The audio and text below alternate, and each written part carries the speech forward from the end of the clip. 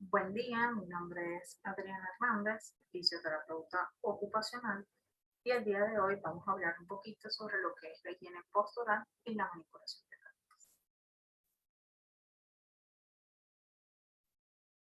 El objetivo general de esta capacitación pues es brindarle a ustedes los trabajadores herramientas prácticas para la adopción de posturas adecuadas a lo largo de las actividades laborales y extralaborales, con el fin de prevenir y mitigar la aparición de molestias o dolores a nivel del sistema osteomuscular. Dentro de los objetivos específicos, pues tenemos conocer conceptos básicos referentes a la higiene postural, detectar los factores de riesgos derivados de la adopción de posturas inadecuadas, conocer las patologías que se pueden originar tras esas posturas inadecuadas y mala ejecución de la manipulación de cargas. Y por último, pues conocer las principales medidas preventivas que ustedes pueden adoptar para hacer frente a esos riesgos a los que están expuestos en las diferentes posturas inadecuadas que adoptan diariamente. El contenido de esta capacitación básicamente va a estar compuesto por conceptos básicos, funciones de la columna vertebral, causas que generan algias o dolor, ¿ok? Y esas patologías que se pueden generar producto de una mala higiene postural y su prevención. Además de eso, pues añadiremos aquí un poquito de información sobre la higiene postural y las posturas adecuadas en los puestos administrativos y en los puestos operativos. Pero, ¿qué es la higiene postural? La higiene postural no es más que todos aquellos posicionamientos adecuados y confortables para el cuerpo con respecto a lo que son el entorno y las actividades que desempeñamos diariamente.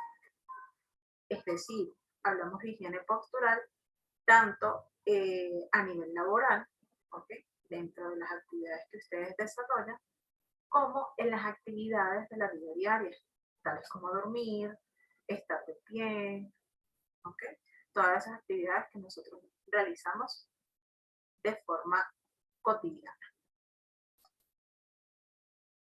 ¿Qué son las algias de columna? El término algia hace referencia a dolor. Entonces, cuando hablamos de algias de columna, son todos aquellos síndromes dolorosos que pueden aparecer en la columna vertebral. Generalmente, estas algias de columna son las patologías o afecciones por las que la mayoría de los pacientes consultan al médico o al fisioterapeuta. Eh, Generalmente, las zonas con mayor incidencia en dolores son la zona cervical o la columna cervical y la columna lumbar. Entonces podemos decir que para el dolor cervical determinamos o lo definimos como una cervicalia, y para el dolor lumbar hablamos de una lumbalgia.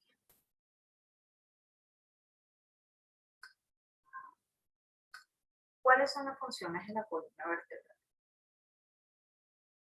Principalmente, la columna vertebral cumple funciones de protección de la médula espinal y de esas raíces nerviosas que derivan de ella. Además, la columna vertebral también se encarga de proteger esas vísceras y órganos que se encuentran en la zona anterior de lo que es la columna dorsolumbar. Otra de las funciones importantes es que esta estructura nos da soporte y equilibrio, de manera de que en conjunto con otros elementos orgánicos como articulaciones, ligamentos, músculos, podemos mantenernos de pie. Esto quiere decir, como última función, que sirve de anclaje a esos ligamentos y gracias a ellos pues nos da lo que es la estabilidad y el equilibrio para poder mantenernos de pie. Ok, aquí podemos ver cuáles son o cómo se dividen los segmentos de la columna vertebral. La columna cervical está compuesta por 7 vértebras, ubicadas desde lo que es la zona del cuello y parte de la espalda alta. Luego sigue lo que es la columna dorsal, compuesta por 12 vértebras. Seguimos con lo que es la columna lumbar, lo que sería espalda baja, compuesta por 5 vértebras. Y el sacro y el coxis, que también forman parte de la columna vertebral. En este caso son iguales vértebras, pero durante el periodo de gestación ellas se fusionan y quedan de esta forma. Importante, cada uno de estos segmentos de la columna poseen unas curvaturas fisiológicas. Lo que es el caso de la columna cervical y lumbar, hablamos de una curvatura lordótica o en lordosis fisiológica. Y en el caso de la curvatura de la zona dorsal y sacrocoxigia, hablamos de una curvatura en cifosis.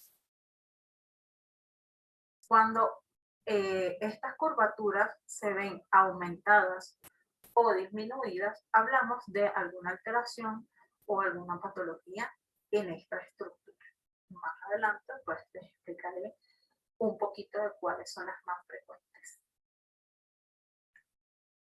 La anatomía de la columna vertebral comprende bastantes elementos y bastantes estructuras que se encargan de amortiguar y dar soporte a lo que es el cuerpo en general, específicamente a lo que es la zona del tronco. El disco intervertebral es parte de ello. Entre cada uno de los cuerpos vertebrales, ¿ok? Entre cada uno de estos cuerpos vertebrales vamos a encontrar el disco intervertebral. Su función principal es amortiguar y darle el soporte a todo lo que es la zona del tronco, además de permitirle la movilidad. Este disco intervertebral está compuesto en su zona más externa por lo que es un anillo fibroso. ¿Okay? Una zona bastante densa, ¿okay? Que en su centro tiene un núcleo pulposo gelatinoso, ¿okay? Que generalmente cuando hay una patología es esto lo que se ve afectado y va rompiendo todas estas fibritas hasta ocasionar lo que es una protrusión o una hernia discal. Más adelante desarrollaremos esto un poquito también para que me entiendan.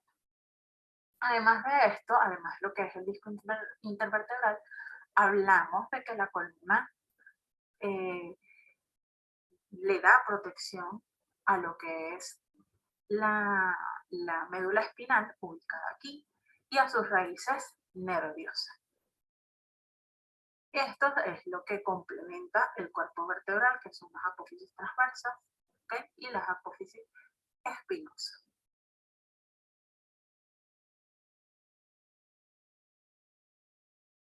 La columna posee varios movimientos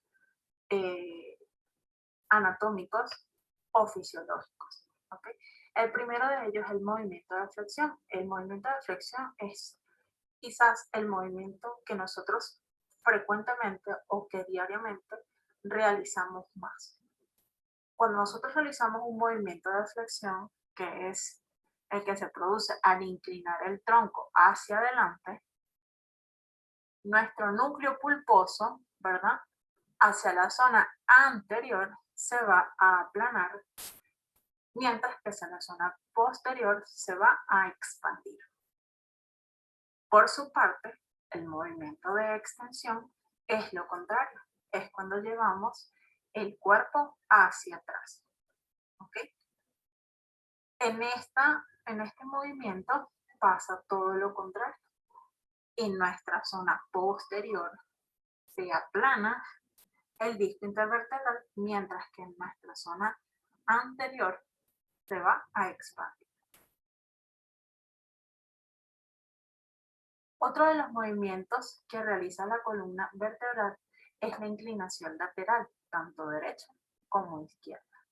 Quizás este es uno de los movimientos que frecuentemente realizamos cuando estamos sentados y necesitamos alcanzar, un ejemplo, algo en una gaveta o algo que se nos cayó en el suelo. Si hacemos una inclinación lateral hacia la izquierda, nuestro disco intervertebral se va a aplanar hacia el lado izquierdo y hacia el lado derecho se va a expandir. Si lo hacemos del lado derecho, puede ser al contrario. Aplanamos del lado derecho y expandimos del lado izquierdo. Otro de los movimientos es el movimiento de rotación. Tal cual como nos explica aquí esta imagen, es el hecho de girar. Son los movimientos giratorios que tiene la columna vertebral.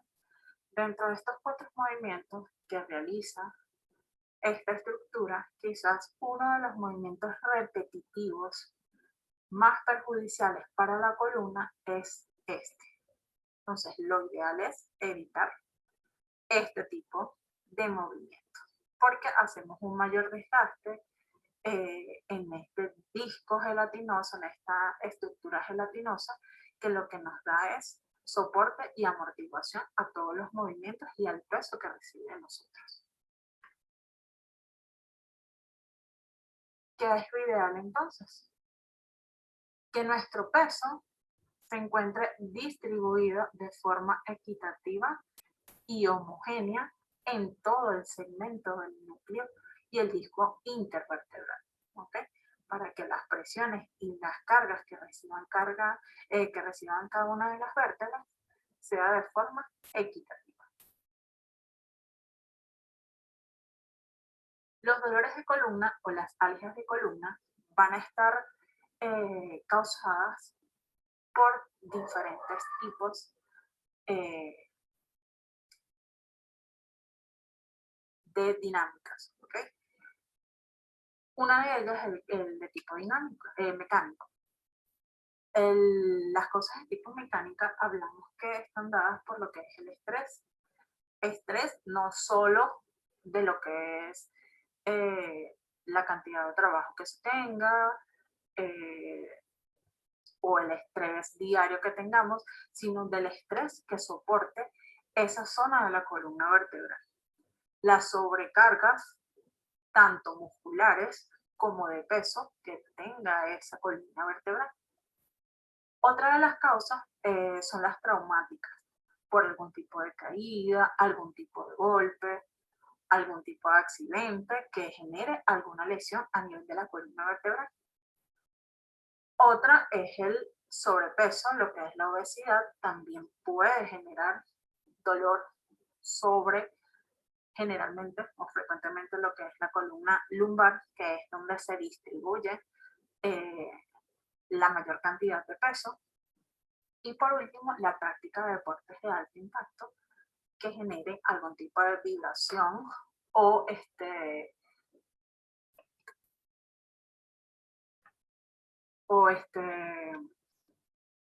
lesión directa o indirecta a nivel de la columna vertebral.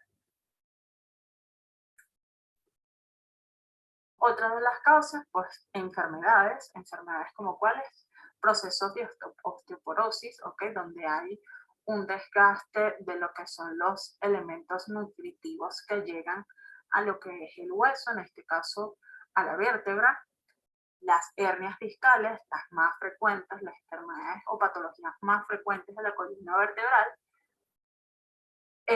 las tumoraciones, ¿ok? Que puedan afectar esta estructura.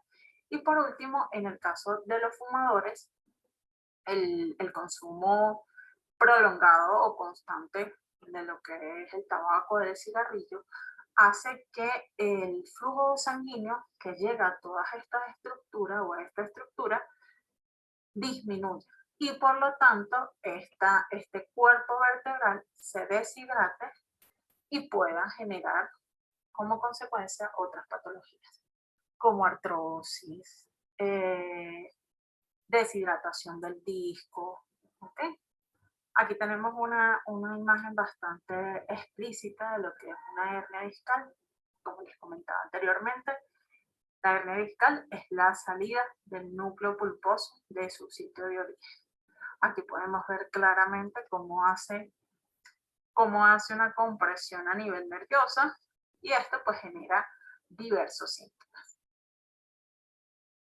Dentro de las patologías más frecuentes o más comunes de la columna vertebral y de las que hablaremos, tenemos la espondilolistesis, las rectificaciones, la artrosis, las hernias discales, la hiperlordosis y la escoliosis.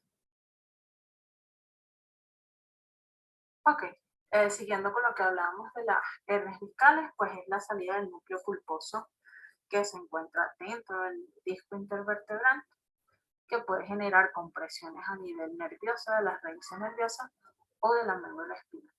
¿Okay? Generalmente esta patología suele afectar con mayor incidencia la zona posterior. ¿Okay? Es por eso que cuando hay personas con hernias sufren como una de las sintomatologías el adormecimiento, el hormigueo, porque hay una compresión de lo que es las raíces nerviosas. Aquí ya hablamos de una hernia extruida, donde hay una salida de ese material viscoso que constituye el núcleo pulposo y obviamente genera una irritación a nivel de la raíz nerviosa. Otra de las patologías es la rectificación. La rectificación no es más que la disminución de la curvatura normal de la columna.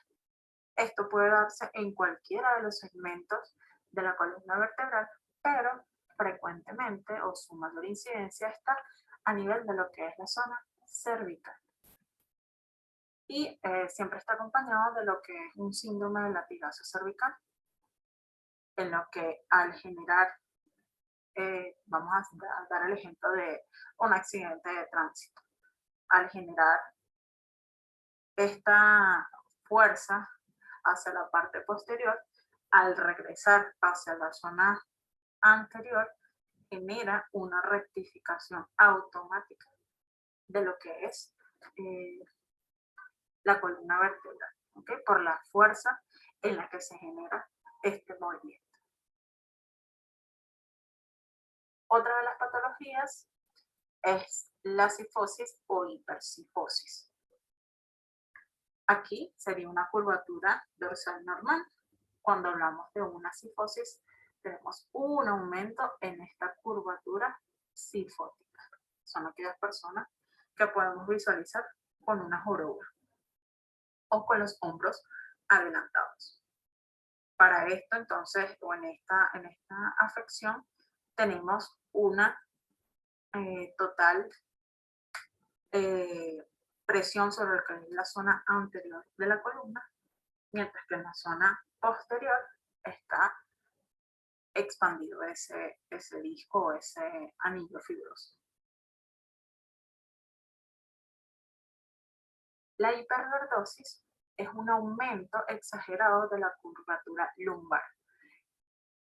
Esta hiperlordosis, como hablamos anteriormente en la forma anatómica de las curvaturas de la columna, puede darse a nivel cervical o a nivel lumbar, pero frecuentemente se ve con mayor incidencia en esta zona. Son aquellas personas en las que podemos visualizar una zona glútea pronunciada y hacia lo que es la zona lumbar un gran hueco, ¿okay? Un gran pronunciamiento sobre esta zona.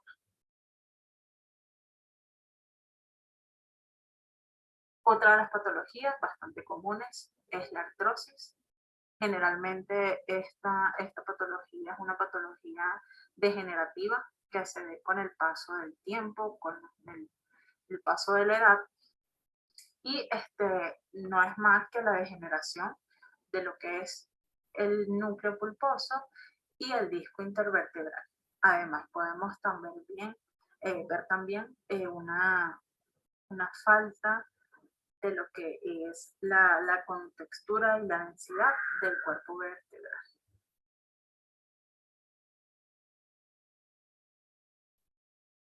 Las escoliosis son una condición o son una afección en los que la columna se desvía en forma de S.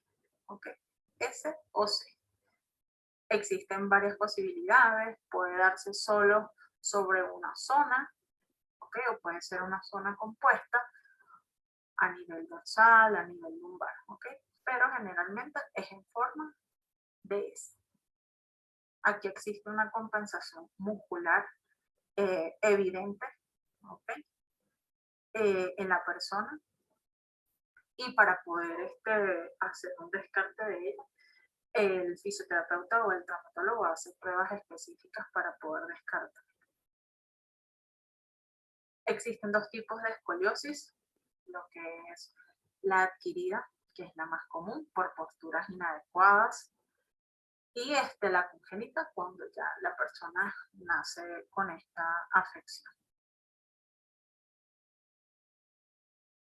Las espondilolistesis son el desplazamiento de un cuerpo vertebral sobre el otro. ¿Okay? Podemos tener una anterolistesis cuando el cuerpo vertebral se desplaza hacia adelante, o una retrolistesis si el cuerpo vertebral va hacia atrás. Este desplazamiento genera un choque óseo, lo que al tener una sobrecarga, estas zonas pueden generar fracturas a nivel de lo que son las carillas articulares. La famosa ciática es una patología bastante frecuente en la que se genera una compresión o irritación de lo que es el nervio ciático. El nervio ciático nace de lo que es la zona lumbar y se encarga de inervar todo lo que es la zona posterior de la pierna y el pie. La ciática puede iniciar como un dolor solo a nivel de la zona lumbar y posteriormente puede ir avanzando e irradiándose hacia lo que es la zona del glúteo, la pierna, parte posterior de la pierna, del muslo de la pierna y del pie.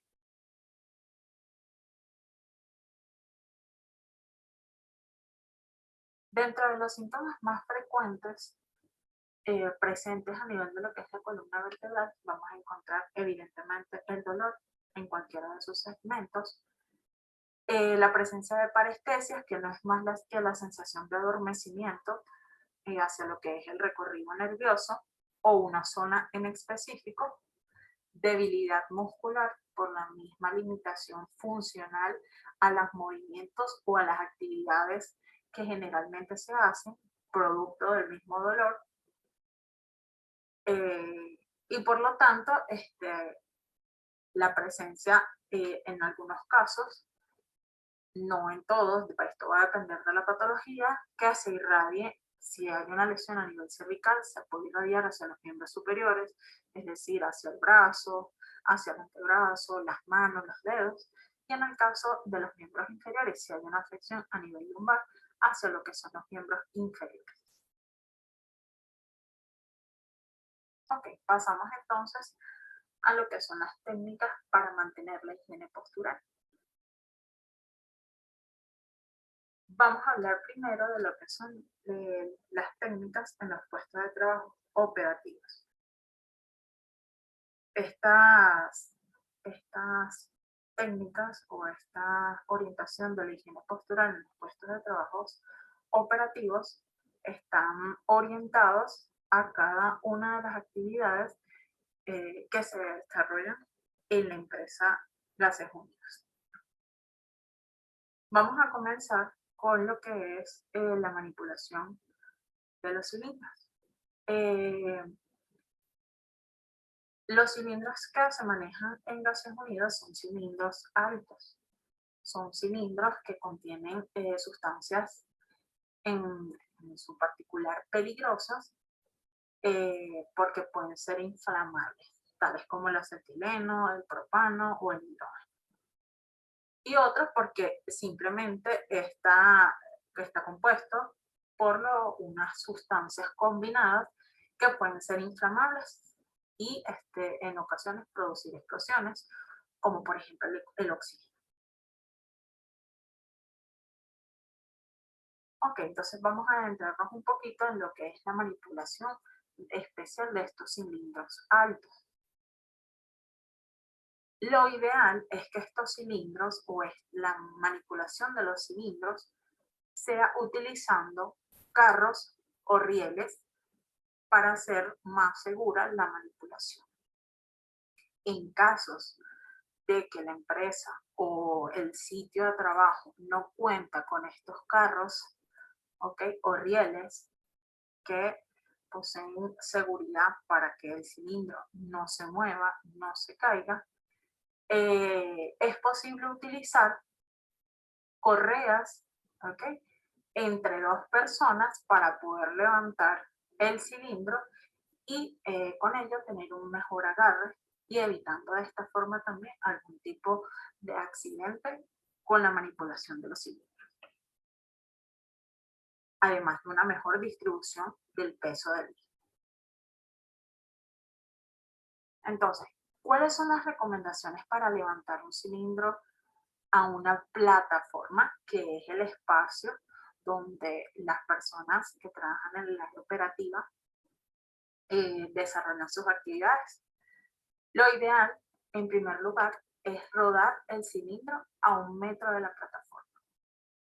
Posterior a ello, debe ubicarse de pie, ¿verdad? Ubicar un pie hacia adelante cerca del cilindro y el otro hacia atrás aproximadamente a unos 30 centímetros para posteriormente doblar ligeramente las rodillas, poner una mano sobre lo que es la tapa protectora de la válvula y la otra en la parte más baja del cilindro, aproximadamente a unos 30 centímetros del suelo.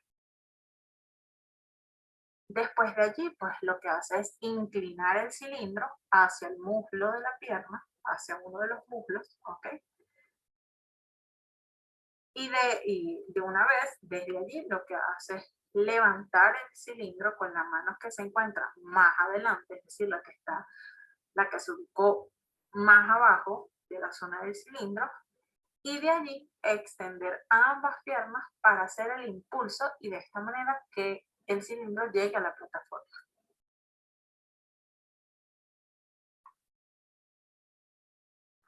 Para hacer que el cilindro ruede, deben controlar lo que es el equilibrio. Y esto se hace con una mano de igual forma en la zona de la válvula, manteniendo el cilindro cerca del cuerpo.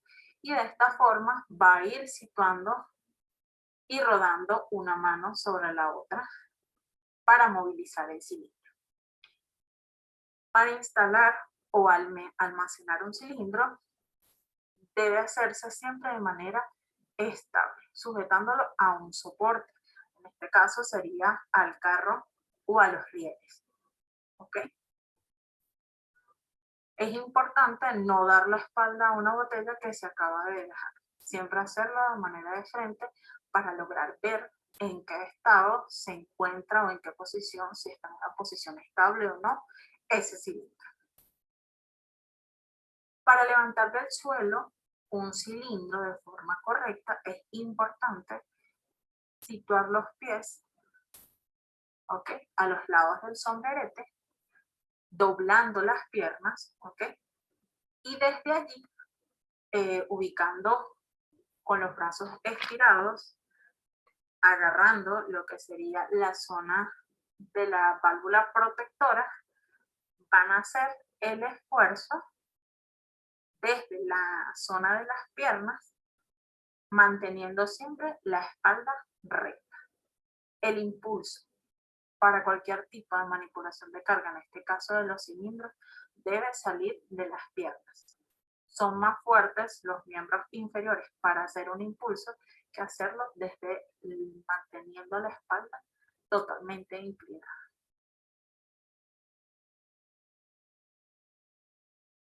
Pasamos a lo que es la ergonomía a nivel de los conductores. La posición más adecuada para conducir es tratando de ubicar un ángulo de 90 grados, ¿ok? A nivel de lo que es la zona de la espalda y las piernas. Aquí tenemos un ángulo de 135, pero recordemos que quizás en un carro particular pudiera hacerse de esta forma.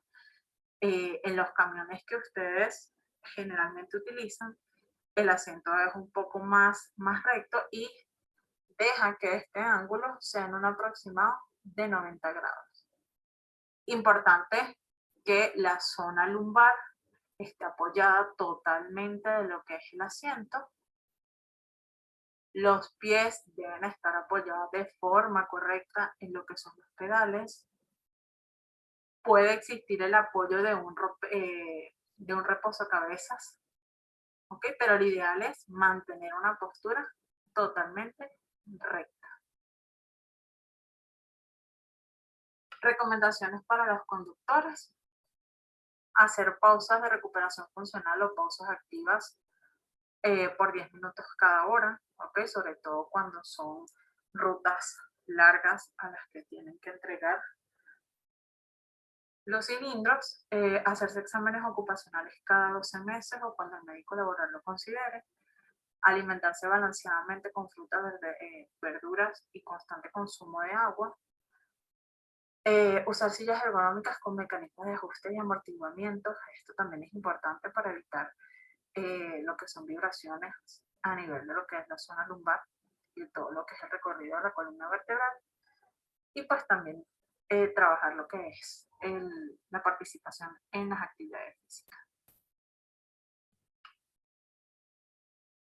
Para el manejo del gato hidráulico, generalmente estos autos hidráulicos se utilizan para darle mayor facilidad a lo que es el levantamiento de carga, además de una velocidad de accionamiento, sobre todo en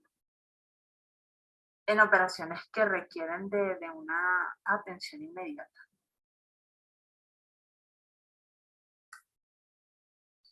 Entonces vamos a hablar aquí un poquito de cómo se debe realizar el manejo del gato hidráulico. En primer lugar, se utiliza lo que es el control del gato para subir o bajar de acuerdo a la actividad que se vaya a realizar, bien sea para cargar o descargar el cilindro.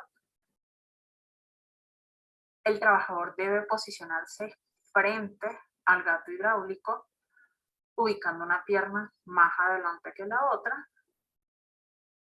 y realizando una ligera flexión de la rodilla, al igual que del tronco.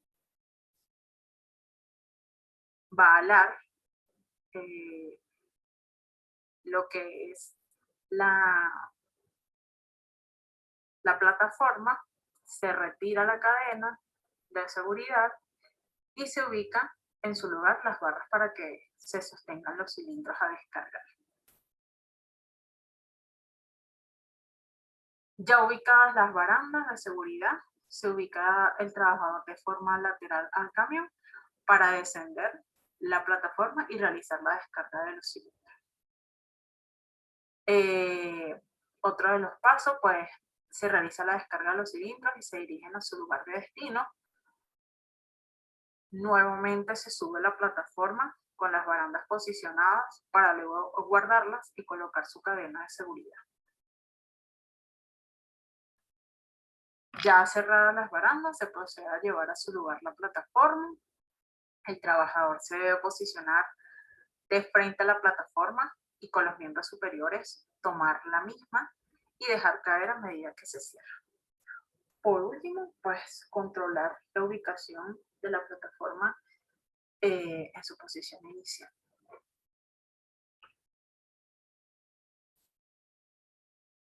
Dentro de la higiene pastoral de los puestos de trabajo administrativos, tenemos las siguientes consideraciones.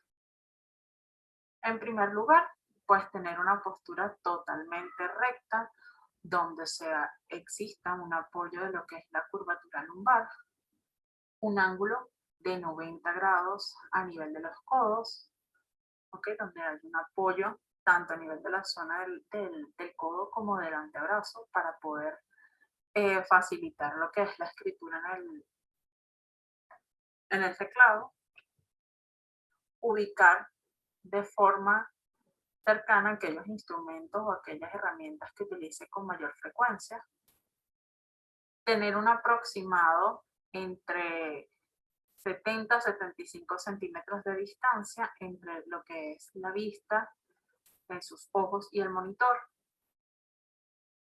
tener una posición totalmente neutra de lo que es el área de las muñecas y cumplir con un ángulo de 90 grados a nivel de lo que es la rodilla. Además de que los pies deben estar apoyados totalmente en el piso. Ok, aquí lo podemos visualizar. Entonces, a nivel del cuello, se requiere que por debajo de la línea horizontal de los ojos se tengan 3 centímetros. Ok. La distancia del ojo a la pantalla debe ser entre 40 a 70. Debe tener una posición neutra y relajada, siempre mirando hacia el frente. La espalda, zona de la espalda y de los hombros debe estar apoyada totalmente a lo que es el espaldar de la silla. Los hombros deben estar totalmente relajados y no tensos porque esto puede generar a la larga una contractura muscular. Como hablamos anteriormente, vamos a hablar de que los codos van a tener un ángulo de 90 grados, las muñecas van a estar ubicadas en posición neutra, las rodillas van a tener un ángulo de 90 grados, los pies apoyados sobre el piso o un apoyapiés.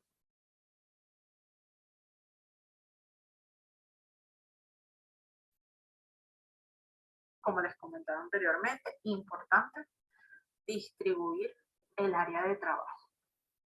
Entonces, vamos a distribuirnos en 3 sectores. En el sector alto vamos a ubicar, que es la zona anaranjada, todos aquellos elementos que utilizamos con más frecuencia. En este caso, en los puestos administrativos, quizás con más frecuencia suelen utilizarse lo que son los teléfonos, el uso de bolígrafos, cuadernos, todas estas estructuras.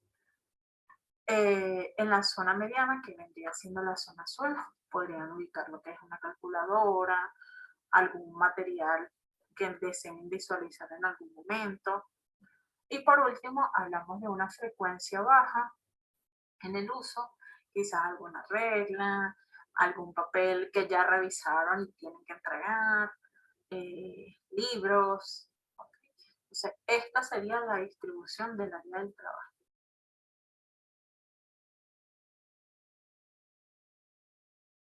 Importante también la iluminación del puesto de trabajo. Es importante que el reflejo de la luz no dé directamente sobre el trabajador. Ejemplo, si este es el puesto de trabajo, lo más recomendable es que la luz esté en esta posición, ¿okay? Hacia arriba, es decir, hacia esta zona. Y si hablamos del uso de persianas, pues tratar de ubicarlos en dirección superior para que el reflejo de la luz no se refleje en lo que es la zona del computador, porque eso puede afectar la visibilidad de la persona en el desarrollo del trabajo. En este caso, si el trabajador utiliza esta área de trabajo, lo ideal es que la misma esté ubicada totalmente perpendicular o lateral a lo que es el trabajador. De esta manera, el reflejo de la luz no perjudicará el desarrollo de la actividad.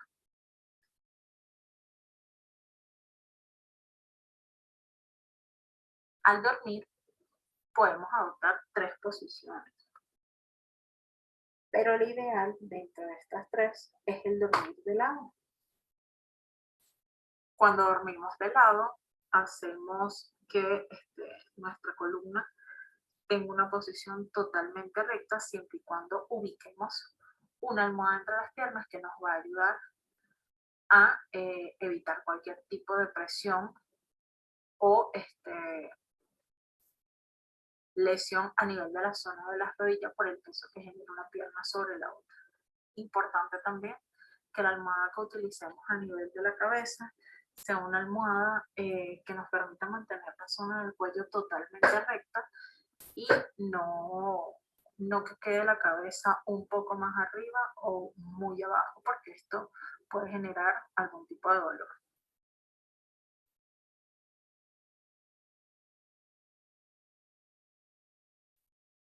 Para levantarnos de la cama, quizás a veces utilizamos movimientos bruscos o movimientos inadecuados, como cuáles, como el pararnos haciendo el esfuerzo totalmente de frente.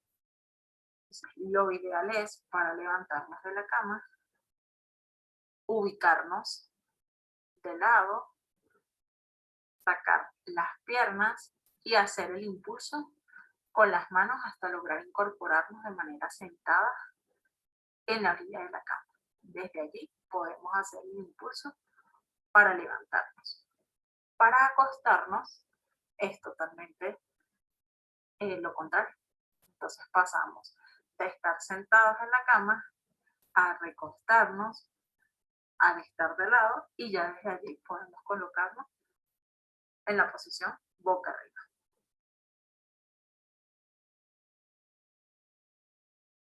Para la ejecución de las actividades de higiene personal, tales como el cepillarse o todas aquellas actividades que involucren el estar de pie, como planchar, barrer, ¿ok? Lo ideal es que ubiquemos siempre una pierna adelante, una pierna atrás, de manera de compensar las cargas que genera nuestro cuerpo. Y en tales casos, para descansar uno de ellos, podemos ubicar quizás un escabel o una escalerita para ubicar una de las piernas. Importante también evitar lo que son las flexiones del tronco, sino mantenernos totalmente erguidos y tratando de que el brazo no cumpla un ángulo mayor a lo que son los 90 grados. Para vestirnos, en el caso de amarrar los zapatos, nos debemos sentar, para colocar lo que son las medias y los zapatos, podemos elevar una pierna a la altura, encima de la otra, a la altura de la cadera, es decir, cruzándola sobre la pierna contraria, para que no debamos o no tengamos que hacer una flexión de tronco.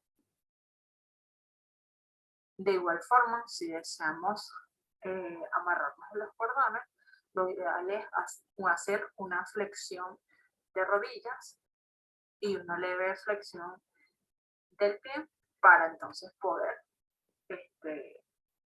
hacer la atadura de los mismos.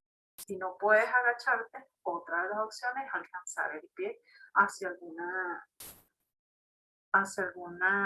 superficie alta como una silla o un taburete para hacerlo con mayor comodidad. Para colocarse las camisas, debes colocar primero lo que es la zona del cuello y luego pasar cada uno de los brazos por las marcas. Como hablamos anteriormente, para ponerse las medias o los zapatos, debe sentarse ubicando, haciendo una flexión de cadera, una flexión de rodilla, ubicando el pie sobre la pierna contraria. Y en el caso pues de atarnos los zapatos, amarrarnos los cordones, haciendo una flexión de rodilla. Para levantarnos de una silla, el impulso siempre va a salir del apoyo que hagamos a nivel de lo que son los brazos, ¿ok? Debemos hacer el apoyo y el impulso sale de la zona de los brazos. generando siempre una posición totalmente recta a nivel de lo que es el tronco. Cuando realizamos compras o salimos al mercado, lo ideal es, independientemente de si es poco o mucho lo que se lleva en estas bolsas, es tratar de equilibrar el peso tanto en un brazo como en el otro. No solo hacia el brazo que quizás hacemos más dominante.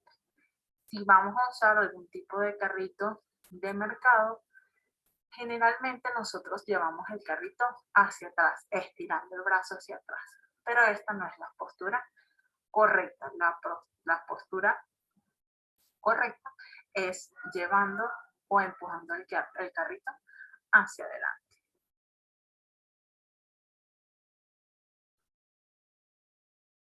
Ok, como hablamos anteriormente, lo que es el cuadrante de trabajo del conductor, una posición totalmente recta y apoyada a lo que es el espaldar y la cabecera del asiento, un ángulo entre 95 y 110 y un apoyo completo del pie a nivel de la zona del pedal. Tratando también de que el volante se encuentre a una altura en la que el codo pueda quedar en un aproximado de 90 grados.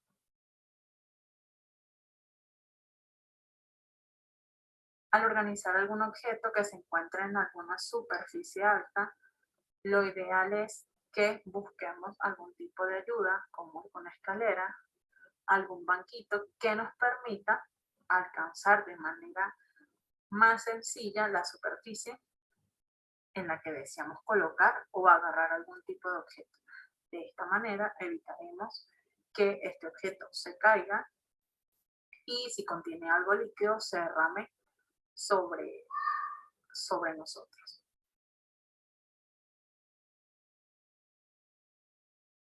Importante que no se utilice la carga de peso sobre lo que es la zona de la cabeza y haciendo una descompensación o desviación de lo que es la columna por llevar solo el peso hacia un lado.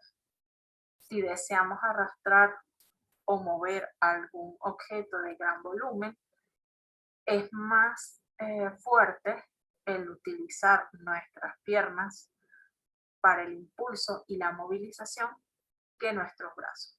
Son más fuertes nuestras piernas para estas actividades que los brazos. Al realizar actividades que debemos evitar. En primer lugar, pues realizar movimientos fuera del cuadrante de trabajo. Hablamos de un cuadrante de trabajo para los puestos administrativos, ubicando los materiales desde los más usados a los menos usados. En el caso de los conductores, las herramientas o las características necesarias del puesto para desempeñar y evitar cualquier tipo de lesiones. Importante también evitar de rotar el tronco, hacer rotaciones o giros del tronco. Actividades que involucren la flexión constante o repetitiva del tronco y exceder los límites de peso establecidos. Otra de las recomendaciones, mantener el orden y la limpieza de los espacios, evitar el sedentarismo, utilizar almohadas acordes a las curvaturas, realizar ejercicios de bajo impacto o algún tipo de actividad física por lo menos 3 o 2 veces a la semana.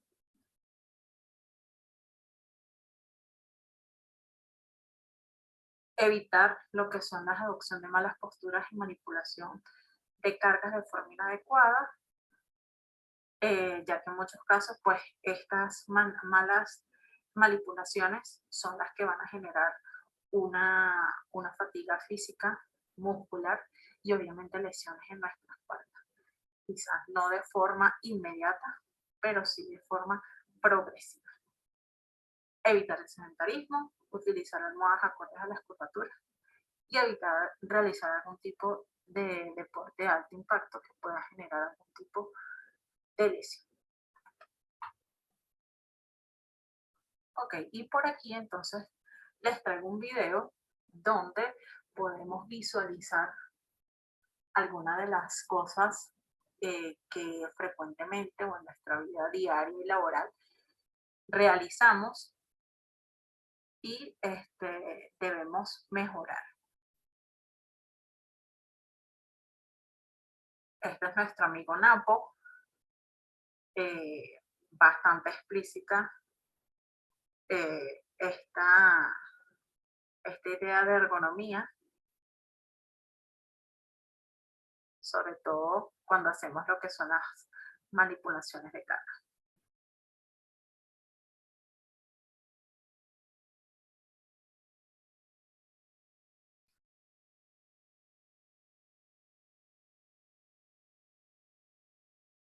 Es importante pues tener en cuenta esas herramientas que tenemos a la mano para evitar cualquier tipo de lesiones.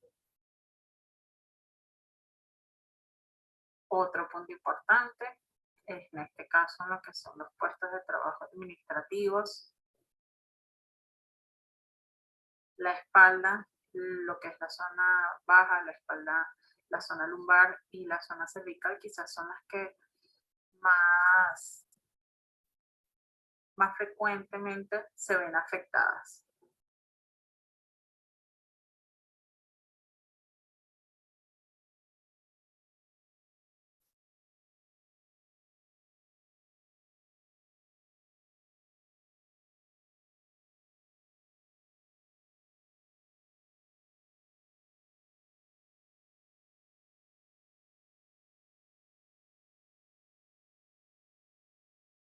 En el caso de los conductores, aquellos vehículos pues que no cuentan con algún tipo de amortiguación, ya sea mecánica o hidráulica, pues genera algún tipo de impacto a nivel de lo que es la columna lumbar.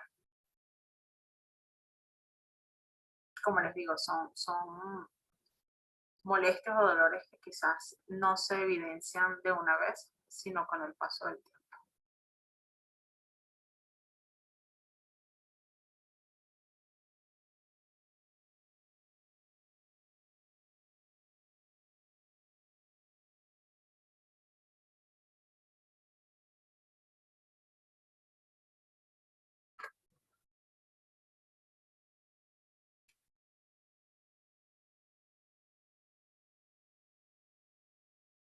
En este caso es un ejemplo de si tenemos algún tipo de familiar que requiere de la movilización. Ya hablamos aquí de una actividad extralaboral, ¿ok? Porque la hacemos desde casa, que también puede perjudicar en lo que es la zona de la columna. En este caso, la columna lumbar por hacer una mala ejecución en el traslado o en el desplazamiento de la persona que lo requiere. Si se dan cuenta, ya no es solamente la persona que estaba enferma, sino la persona que requería eh,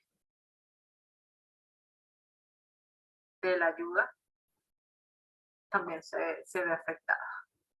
O sea, existen técnicas para ayudar a una persona encamada a movilizarse, también como herramientas mecánicas. En el caso de no existir la disponibilidad, pues existen técnicas adecuadas para el desplazamiento.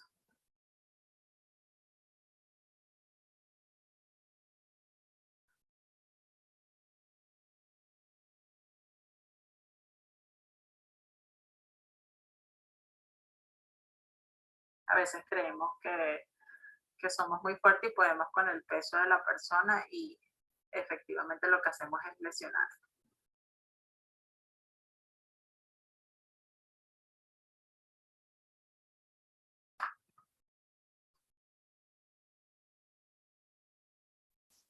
Aquí vemos un vivo ejemplo de actividades repetitivas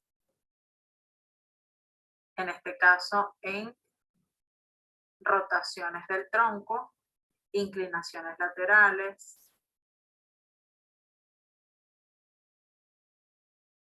que generan obviamente lesiones a nivel de la columna vertebral.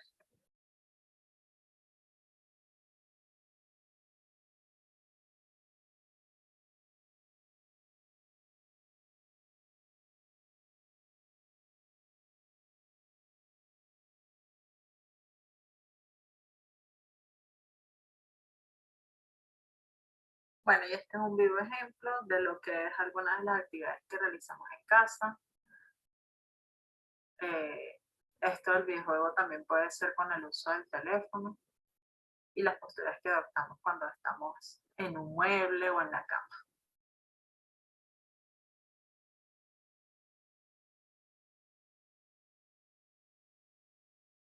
Aquí podemos ver cómo uno de los integrantes del grupo de Napo con esas afecciones no puede ni siquiera bailar.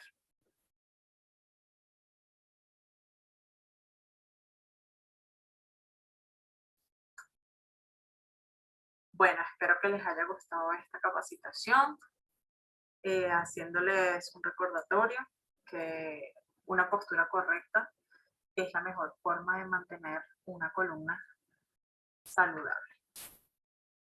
Espero que les haya gustado la presentación y bueno, muchas gracias por su atención.